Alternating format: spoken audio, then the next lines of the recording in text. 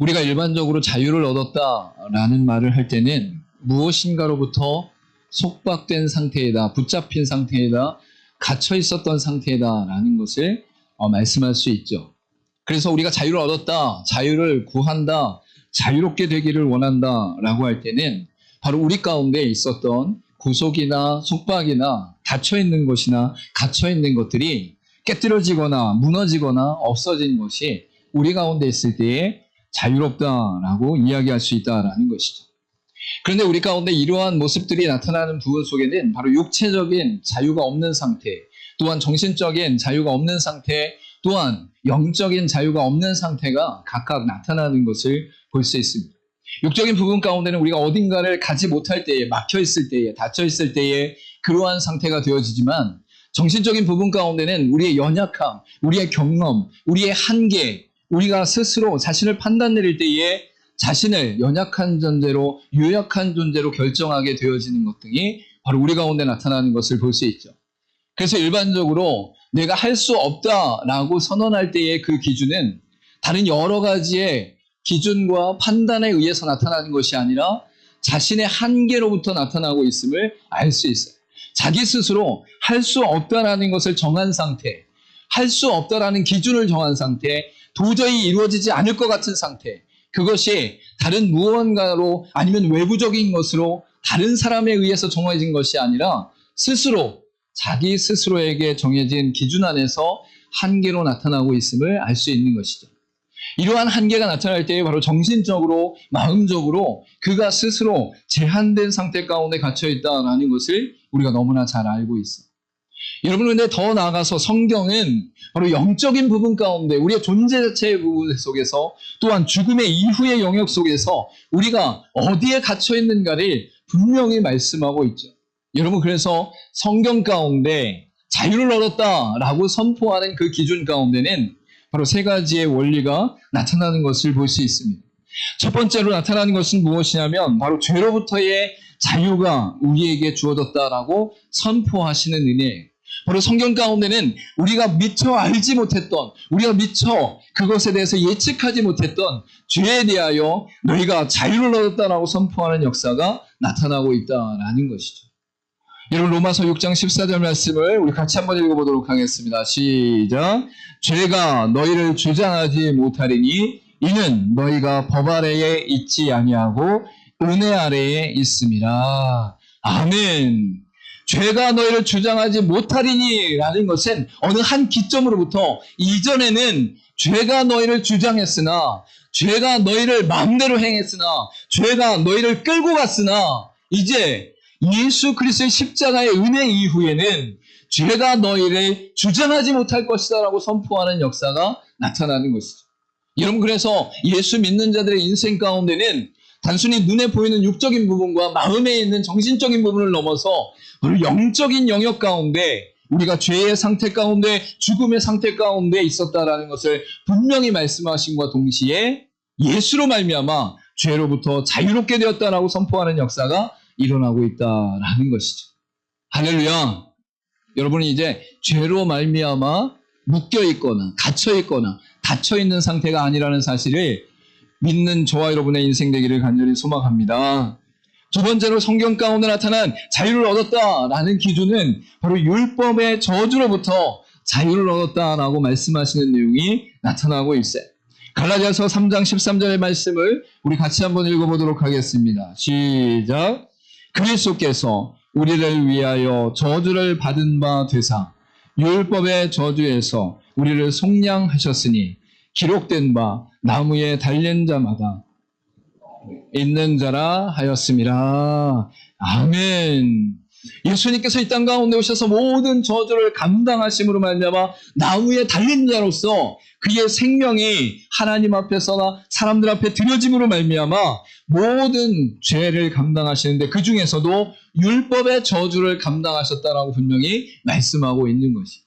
여러분, 율법의 저주는 우리가 이 땅 가운데 지켜야 될 것들, 행해야 될 것들, 우리가 짓지 말아야 될 것들에 대한 기준임을 알 수 있어요. 그래서 율법이라는 것 자체는 우리가 죄인인 것을 깨닫고 우리 스스로는 죄를 율법을 다 행할 수 없는 존재라는 것을 깨닫게 되는 아주 중요한 도구이고 통로인과 동시에 그것으로 말미암아 우리의 죄가 드러나게 된다라는 것을 알 수 있는 것이죠. 여러분, 각 해마다, 각 정권마다, 각 시기마다 나라의 새로운 법이 생겨나게 되어지면 그 새로운 법이 우리에게 미처 시행되기도 전에 우리는 그 법을 지켜야 되는 기준 안에 들어가게 되는 것을 볼 수 있어요.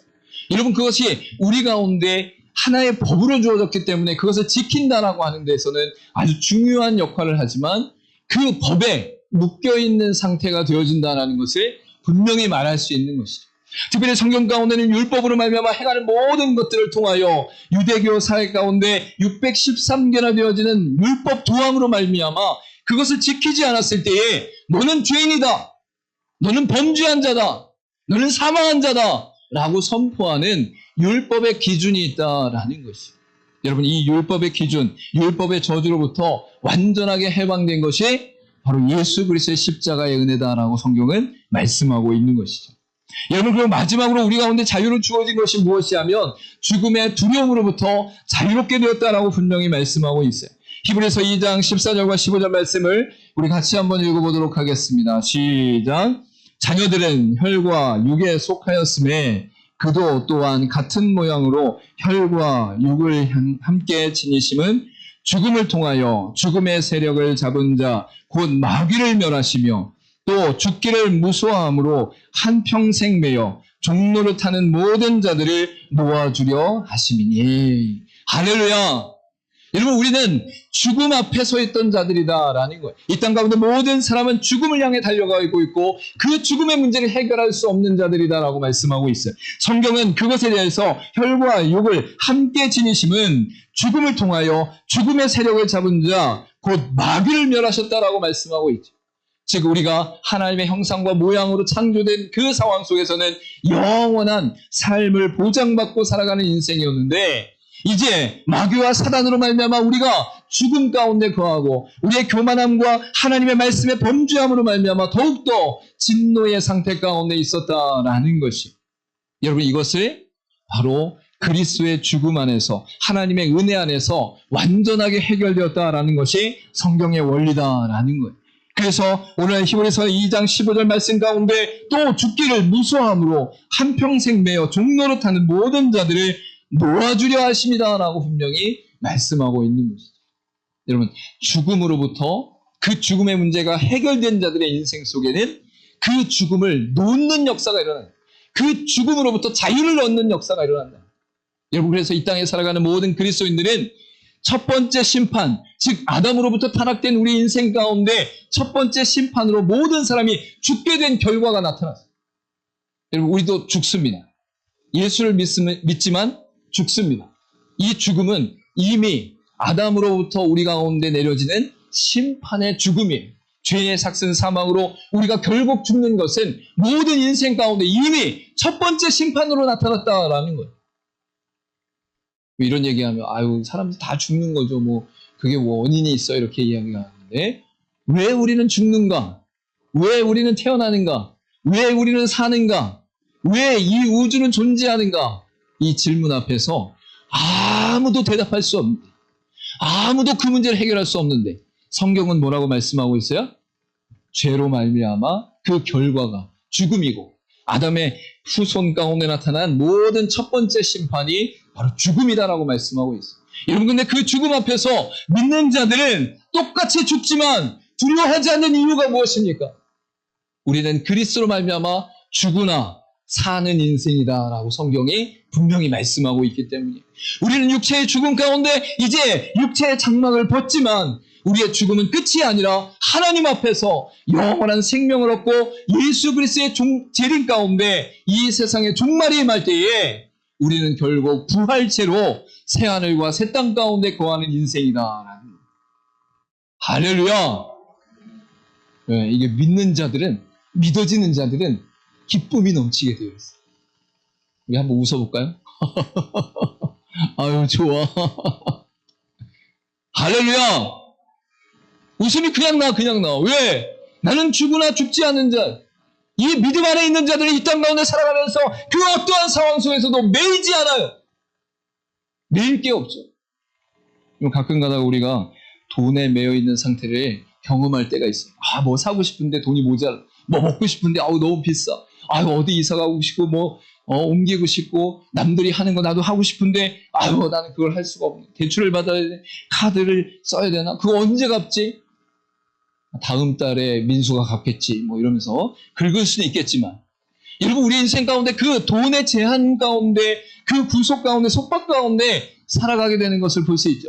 여러분, 그래서 어느 경우에는 성공한 자들의 그 기준을 어떻게 잡느냐, 어떤 식당에 가든 어떤 메뉴판을 보든 가격과 상관없이 음식을 시킬 때에 나름 성공한 삶이다라고 얘기하는 경우도 있는 것을 볼 수 있어요. 여러분, 그들에게 있어서 완전한 재정적인 자유는 얼마가 될까요? 1억이 될까요? 10억이 될까요? 100억이 될까요? 물론 각자의 삶의 영역에서 생각하는 것은 다 다르겠지만 여러분, 성경 안에서 나타난 죄와 율법과 죽음에 대한 두려움 가운데 자유를 얻은 자는 돈으로 만약에 환산한다 그러면 1000경이라도 모자른다라고 말할 수 있어요. 1, 10, 100, 1000만, 10만, 100만, 1000만, 억, 10억, 100억, 1000억, 조,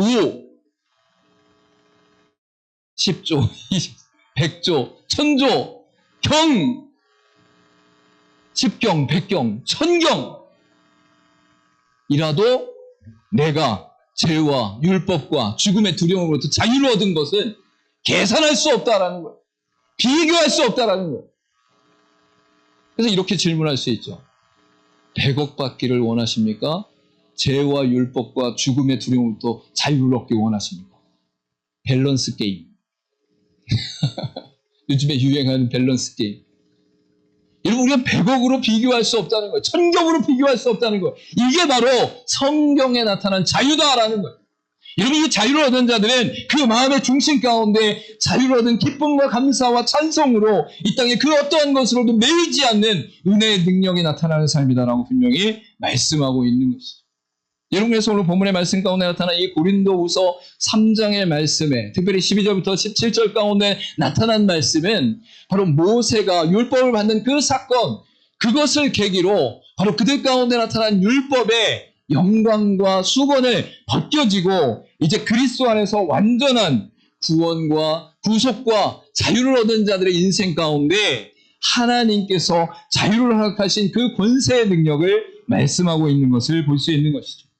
여러분, 그래서 오늘 본문의 말씀에 나타난 이 모든 내용들은 결국 하나님께서 우리 가운데 행하시고 역사하시고 인도하심으로 말미암아 하나님의 거룩한 자로 이 땅을 살아가는 과정 가운데 하나님께서 우리 가운데 허락하신 성령으로 말미암아 우리 가운데 허락하신 완전한 자유가 날마다의 삶 가운데 주어진다는 것을 분명히 말씀하고 있어요.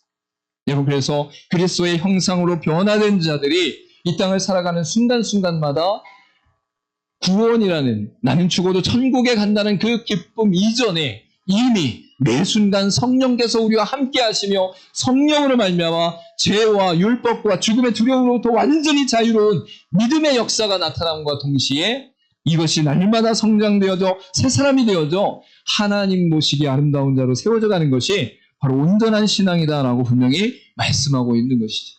여러분에서 골로새 3장 10절 가운데는 새 사람을 입었으니 이는 자기를 창조하신 이의 형상을 따라 지식에까지 새롭게 하심을 입은 자니라 라고 분명히 말씀하고 있는 것이죠. 여러분, 여기서 특별히 지식이라고 말씀하고 있는 것은 어떤 학문적이거나 문자적으로 지식을 말씀하고 있는 것이 아니라 관계적인 부분과 실제적인 부분 가운데 하나님께서 우리 가운데 베푸신 모든 것에 대하여 우리가 지식을 갖고 있다라는 것을 말씀하고 있는 것이죠. 여러분, 어떤 사람이 예를 들어서 돈의 문제를 해결할 때에 그 문제를 해결할 수 있는 방법과 그 다음에 과정과 관계와 시점을 다 알고 있다면 걱정할 필요가 없어요. 왜? 그 시점과 관계와 상황과 방법과 과정을 다 아니까 그걸 그냥 행하기만 하면 돈 문제가 해결되어지는 거예요. 여러분, 사람의 관계 가운데 서로 틀어지는 상황이 있다면 그 틀어진 부분 속에서 앞으로 그 사람이 갖고 있는 마음은 이것이고 그가 답답해하는 것은 이것이고 나와 그의 관계 가운데 틀어진 것은 이것이고 내가 이렇게 행했을 때 저렇게 행했을 때에 그 사람이 바뀌게 되어진다라는 것을 알고 있으면 두려워할 것이 없죠. 진실로 그에게 그러한 행동들을 함으로 말미암아 그의 마음이 변화되어지고 새롭게 되어지고 다시 관계가 회복되는 역사가 일어나기 때문인 것이죠. 여러분, 여기서 지식이라는 것은 우리 가운데 이 땅에 살아가는 모든 과정과 방법과 상황과 환경 가운데 나타나는 부분들을 다 이해하는 것과 같이 하나님에 대해서 이해할 수 있는, 하나님에 대해서 알 수 있는, 하나님이 말씀하신 것을 깨닫게 되어지고 하나님이 원하시고 기뻐하신 대로 살아갈 수 있는 지식이 우리에게 있다는, 이 은혜의 자리까지 성장할 수 있기를 간절히 소망합니다. 여러분, 저도 목회자고 목사로서 사역을 하지만 어떤 때에는 이것이 하나님의 뜻입니까? 이것이 하나님의 방법입니까? 이 상황 가운데 어떻게 해야 됩니까? 이 문제는 왜 일어났습니까? 라고 씨름하게 되어 있어요. 저도 부족한 부분이 많죠. 더욱더 하나님 앞에 엎드리고 은혜 가운데 거할 때에 성령께서 완전한 영적 자유를 허락하시는 가운데 우리 가운데 하나님의 지혜로 감당하는 역사가 일어나게 된다라고 분명히 말씀하고 있는 것입니다. 여러분, 사람은 각각의 처한 상황 속에서 스스로 자유를 누릴 수 있는 영역들이 분명히 존재하지만 그 영역을 넘어서서 우리 가운데 해결할 수 없는 것과 알 수 없는 것과 또한 우리 인생 가운데 행할 수 없는 일들이 분명히 존재한다는 사실을 알 수 있는 거예요. 여러분, 그런데 그 모든 영역 속에 하나님께서 그의 백성들을 구원하시면서 자유를 허락하여 주셨고 그 자유는 우리가 천국에 갔을 때만 누리는 것이 아니라 천국에 가기 이전에 우리가 그리스도를 믿는 믿음 안에서 걸어가는 모든 삶의 여정 속에 이미 누릴 수 있는 능력으로 성령께서 허락하신다라고 분명히 말씀하고 있는 것이, 저 여러분이 이 땅을 살아가면서 주의 영으로 성령으로 자유케 되어지는 능력이, 그 삶이 날마다 나타날 수 있기를 간절히 소망합니다. 그래서 오늘 특별히 본문의 말씀에 나타난 주의 영에는 자유함이 있느니라 라고 말씀하시는 그 의미는 세 가지의 의미를 담고 있음을 우리가 알 수 있어요. 우리 잠깐 이 세 가지의 의미를 함께 나누고 우리도 바로 영적으로 날마다 천국에 가기 전에 육체의 삶을 살아가는 이 순간 속에, 또한 이 세상 속에 살아가는 순간 속에 우리가 하나님의 영으로 말미암아 성령으로 말미암아 자유를 누리는 인생 될 수 있기를 간절히 소망합니다.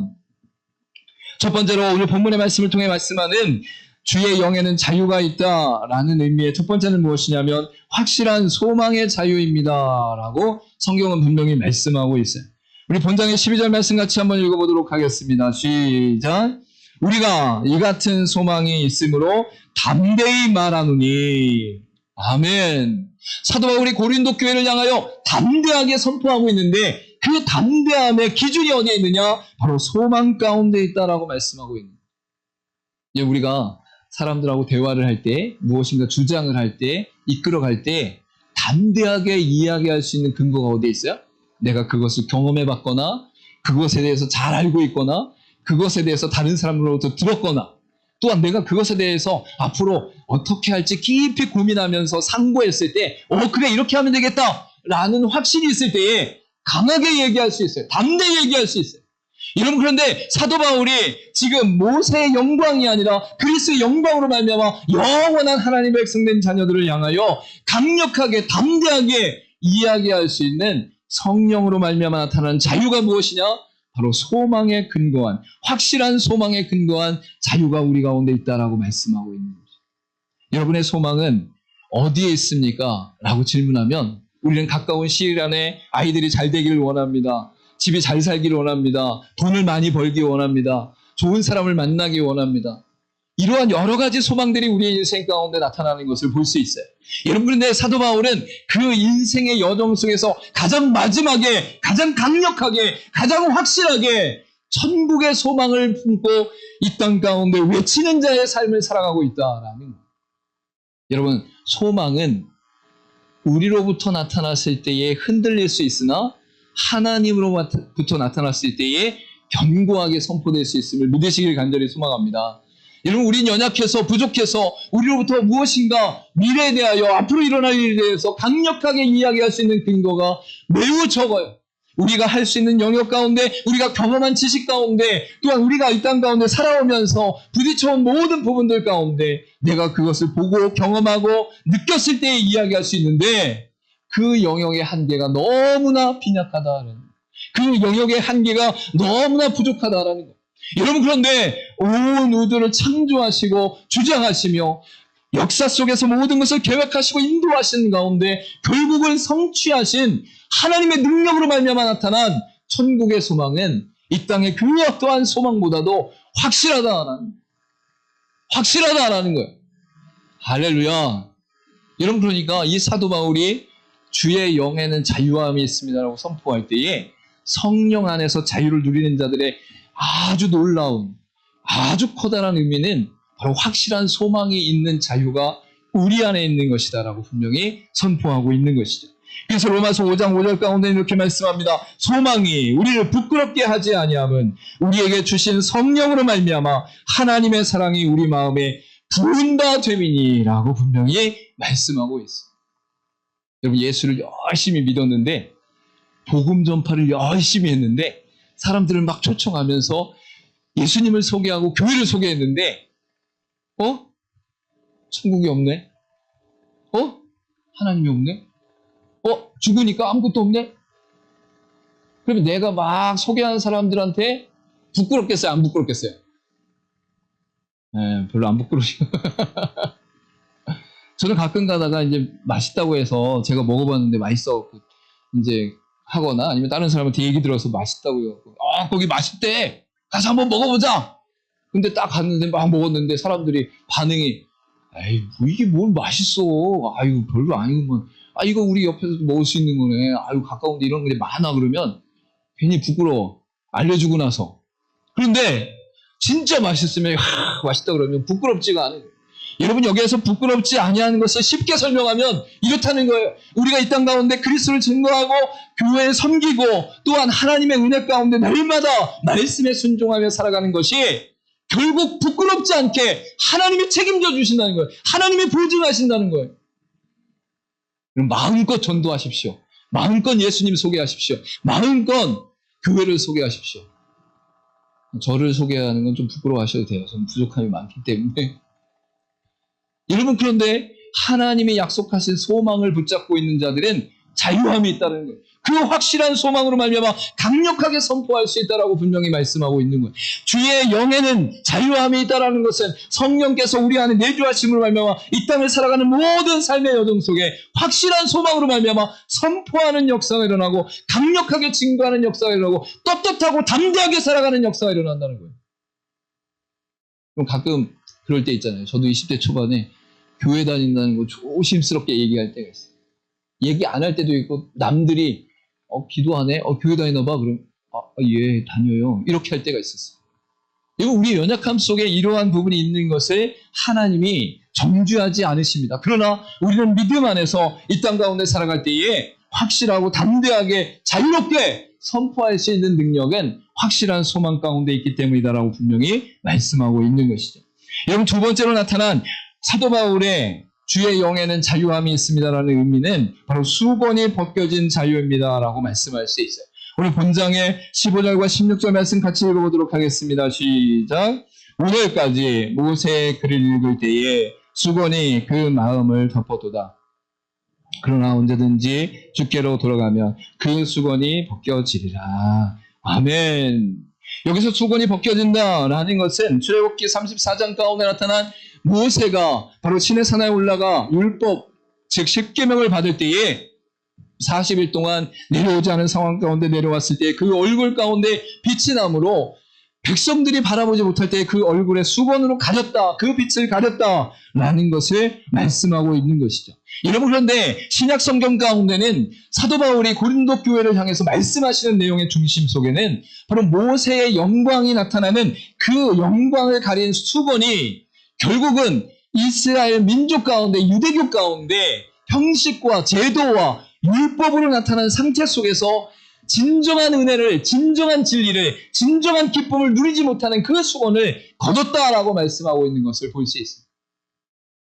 여러분, 우리가 다윗과 같이 그 옷이 벗겨짐 가운데서도 하나님을 찬양할 수 있는 은혜가 나타날 때에는 이 땅에 있는 율법과 형식과 제도와 또한 우리를 가두고 있고 제한시키는 많은 부분들을 벗어 던지고 찬양하는 능력과 자유가 나타나는 것을 볼 수 있습니다.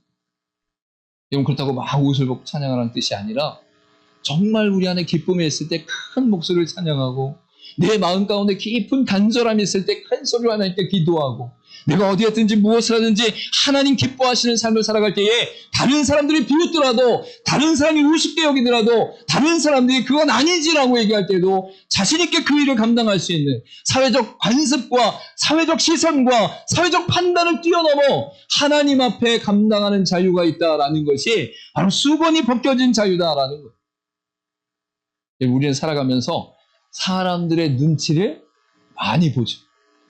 특별히 우리나라에 눈치라는 단어가 있는데, 그 눈치라는 단어가 해외에서는 해석이 안 된대.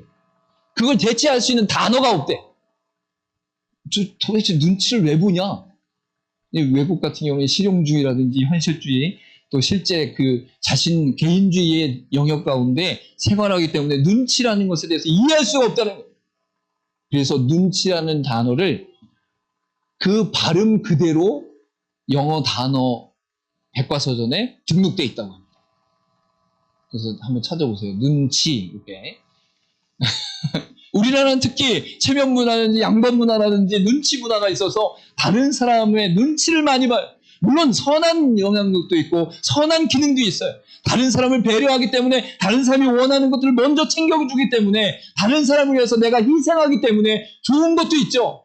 여러분, 그런데 우리가 살아가면서 우리의 삶의 가치와 우리의 삶의 중심과 우리의 삶의 방향이 다른 사람에 의해서 결정된다면, 다른 사람의 말에 의해서 결정된다면, 다른 사람의 시선과 세상의 관습 때문에 결정된다면 우리 마음 가운데 자유가 없다는 거예요.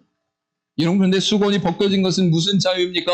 율법 조항, 특별히 유대교 가운데 613개나 있는 그 조항들 가운데 정말 진리로 십계명과 같이 지켜지는 것이 아닌 다른 것들에 대해서 묶여있는 상태 속에서 그것을 벗고 자유롭게 살아가는 인생이다라는 것이죠. 히브리서 1장 3절 가운데 이는 하나님의 영광의 광채시요 그 본체의 형상이시라 그의 능력의 말씀으로 만물을 붙드시며 죄를 정결하게 하는 일을 하시고 높은 곳에 계신 지극히 크신 이의 우편에 앉으셨느니라 라고 말씀하시면서 하나님이 그리스도를 통해서 그분이 어떤 존재인가를 나타내신과 동시에 그분이 우리를 구원하시는 가운데 모든 형식과 관습과 제도와 또한 율법에 있는 부분들을 뛰어넘어 모든 것을 성취하시고 이루신 분이 그리스도다라는 것을 말씀하고 있어요. 여러분이 그리스도 안에 거하시면 우선적으로 여러분의 마음의 중심에 선택하고 결정하는 기준이 어디에 있어야 되냐? 하나님께 있어야 된다는 거예요. 하나님의 말씀에 있어야 된다는 거예요. 하나님을 향한 믿음이 있어야 된다는 거예요. 그럼 사람들의 눈치를 배려를 위해서는 보더라도 나의 결정과 판단과 가치와 선택을 위해서 보는 것을 멈출 수 있기를 간절히 소망합니다. 우리는 그리스도 안에서 얻은 주의 성령께서 함께 하시는 은혜 가운데 자유를 얻은 자이다, 자유를 누린 자이다고 분명히 말씀하고 있기 때문인 것이죠. 마지막으로 나타난 것이 무엇이냐면 완전한 영광의 자유입니다 라고 분명히 말씀할 수 있어요. 본장의 18절 말씀 우리 같이 한번 읽어보도록 하겠습니다. 시작. 우리가 다 수건을 벗은 얼굴로 거울을 보는 것 같이 주의 영광을 보매 그와 같은 형상으로 변화하여 영광에서 영광에 이르니 곧 주의 영으로 말미암음이다 라고 분명히 말씀하고 있죠. 여기서 영광에서 영광에 이른다라는 것은 바로 이미 영광된 것이 있는데 그 영광에서 멈추지 않고 더 큰 영광, 더 완전한 영광, 더 영원한 영광 가운데 거한다라는 것을 말씀하고 있어요. 그래서 이 앞의 영광은 무엇이냐면 본장의 8절과 9절에 이렇게 말씀하고 있는데 하물며 영의 직분은 더욱 영광에 있지 아니하겠느냐 정죄의 직분도 영광이 있은즉 의의 직분은 영광이 더욱 넘치리라라는 것을 말씀하는데 근거 있는 것을 볼 수 있죠. 여러분 이 영광 가운데 이전의 영광은 돌에 새긴 조문 즉 율법 가운데 그 율법으로 말미암아 행해지는 영광이 분명히 이스라엘 백성들 가운데 있었다라는 것을 말씀하는 것이에요. 여러분 그런데 그 조판에 새겨진 율법 가운데 영광을 넘어 이제 주의 영으로 말미암아 예수 그리스도의 십자가의 은혜 가운데 구원받는 영광이 우리 가운데 있으니 완전한 영광으로 말미암아 자유를 누리는 자다라고 분명히 말씀하고 있는 것이죠. 이 모세가 시내산에서 율법을 받을 때 그 얼굴의 빛이 환했다는 것은 무엇이에요? 율법 자체도 하나님이 주셔서 그 율법으로 말미암아 하나님의 권위와 하나님의 권세가 모세를 통해 내려왔다라는 거예요. 여러분, 아주 쉬운 예를 드리겠습니다. 무단횡단을 할 때 경찰관이 있거나 경찰차가 있으면 눈치를 봅니까? 안 봅니까? 보죠. 멈추죠. 돌아가거나 빨리 가거나 아유 죄송해요 그러고서 이제 이렇게 가거나 하여튼 그러한 형식이 나타나는 것은 경찰에게 권한이 있기 때문인 거예요. 그 권한 앞에서 우리는 움츠러들게 되어 있다라는 거예요. 여러분, 율법은 율법으로서 하나님의 권한이 그 안에 담겨 있어요. 바로 우리가 죄인인 것과 율법을 모두 다 지킬 수 없다는 사실과 그 율법 조항으로 말미암아 내가 알지 못했던 죄가 있다는 사실을 발견하는 것이 율법의 권한 가운데 있어요. 여러분, 그런데 율법으로는 죄를 해결할 수 있는 권한이 없어요. 죄를 완전하게 없앨 수 있는 권한이 없어요. 오직 예수 그리스도로 말미암아 우리에게 드러난 십자가의 은혜의 영광이 우리 가운데 주어졌을 때에 그 영광으로 말미암아 완전한 자유를 누리게 된다라는 거예요. 여러분, 2000년 전에 예수님이 돌아가셨는데 지금 이 시대에 예수를 믿는 우리는 어떻게 예수를 믿습니까? 주의 영이 그리스도를 증거하고 적용함으로 말미암아 우리가 성령 안에서 고백할 수 있는 거예요. 예수는 나의 주 되십니다. 예수 그리스도께서 나를 위해 죽으셨습니다. 예수 그리스도의 부활은 나의 부활입니다라고 고백하는 것이 내 지혜와 경험과 능력으로 되는 게 아니다라는 거예요. 성령께서 우리의 마음에 감동을 허락하시고 역사하시고 적용하심으로 말미암아 우리가 하나님 앞에 고백하는 역사가 일어난다는 거예요. 여러분, 그러면 우리의 인생 가운데 이전에 모든 영광을 넘어 그리스도의 영광이 우리 가운데 임하고 그 그리스도의 영광을 성령 하나님께서 끊임없이 우리 가운데 나타날 때에 우리는 그리스도로 말미암아 완전한 영광을 누리게 된다라는 것이죠. 여러분, 이 완전한 영광은 여러분을 하나님의 자녀로 삼으신 영광이에요. 여러분을 죽음 이후에 두 번째 심판 앞에 섰을 때에 죽지 않고 그리스도의 보혈로 말미암아 하나님께 나아가는 영광이에요. 예수 그리스도께서 재림하실 때에 온 세상에 종말이 임할 때에 우리의 끝은 끝이 아니라 부활체로서 우리의 육체가 살아나며 하늘의 영혼이 연합되어지는 그리스도께서 죽으신 지 3일 만에 부활하셔서 부활체가 되어진 그 영광이 우리의 영광이에요. 이 정도 영광이면 완전한 영광이죠. 여러분, 이 땅에서 돈 좀 많이 벌어갖고 할 때 영광, 나 좀 높은 직위에 있어 할 때 영광. 여러분, 저 세상 사람들이 막 인정하면서 인기 가운데 있을 때에 막 따르는 인플루언서와 같은 영광. 여러분, 이거 잠깐 있다가 사라지는 영광이에요. 여러분이 능력이 없어서가 아니라 우리의 인생은 100년 내외로 사라질 인생이기 때문에 그 영광도 같이 사라지는 영광이에요. 여러분, 그런데 예수 안에서의 완전한 영광은 우리가 하나님의 자녀된 영광, 천국에 입성하는 영광, 세상의 종말 가운데 완전한 새하늘과 새 땅 가운데 부활체로 하나님과 함께하는 영광이다라는 거예요. 여러분, 그 영광이 있는 자들은 성령 안에서 자유함을 누리게 된다라고 말씀하고 있는 것이죠. 우리가 날마다 하나님 앞에서 은혜를 누림과 동시에 자유를 얻었다라고 고백할 때에 외적인 억압과 속박과 또한 외적인 구속의 해방보다도 우리의 영적인 자유와 영적인 해방과 영적인 하나님의 은혜가 더욱더 충만히 임하는 저 여러분 되기를 간절히 소망합니다.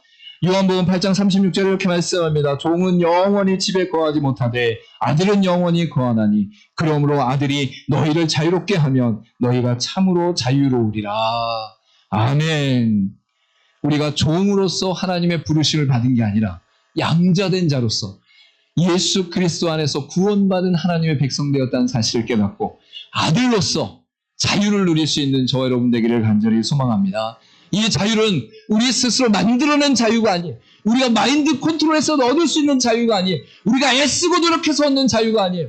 성령께서 우리 가운데 임재하심으로 말미암아, 성령께서 우리 가운데 역사하심으로 말미암아 우리가 그 자유를 누릴 수 있다라고 분명히 말씀하고 있는 것이죠.